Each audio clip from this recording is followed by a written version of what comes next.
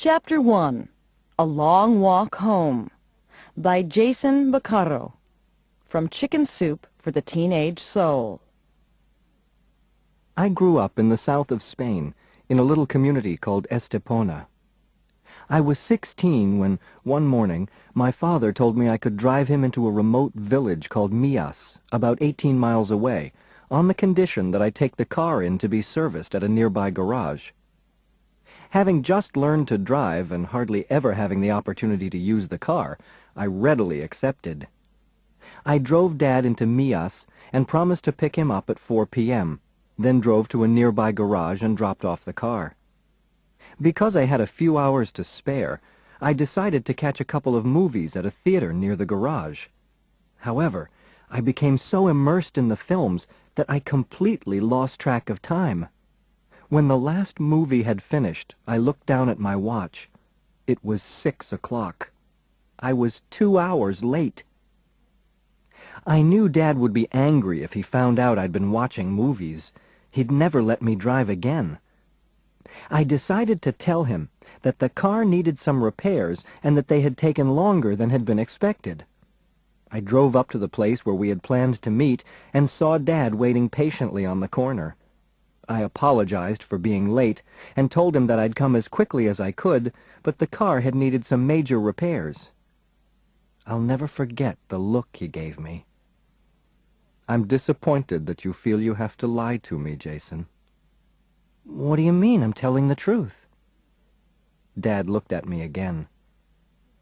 "When you did not show up, I called the garage to ask if there were any problems, and they told me that you had not yet picked up the car. So you see, I know there were no problems with the car." A rush of guilt ran through me as I feebly confessed to my trip to the movie theater and the real reason for my tardiness. Dad listened intently as a sadness passed through him. "I'm angry, not with you, but with myself.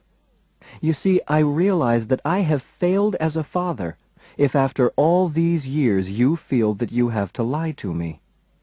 I have failed because I have brought up a son who cannot even tell the truth to his own father. I'm going to walk home now and contemplate where I have gone wrong all these years." "But, Dad, it's 18 miles to home. It's dark.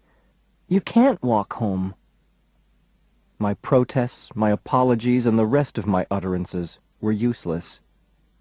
I had let my father down, and I was about to learn one of the most painful lessons of my life. Dad began walking along the dusty roads. I quickly jumped in the car and followed behind, hoping he would relent. I pleaded all the way, telling him how sorry I was, but he simply ignored me, continuing on silently, thoughtfully, and painfully. For 18 miles I drove behind him, averaging about 5 miles per hour. Seeing my father in so much physical and emotional pain was the most distressing and painful experience that I have ever faced. However, it was also the most successful lesson. I have never lied to him since.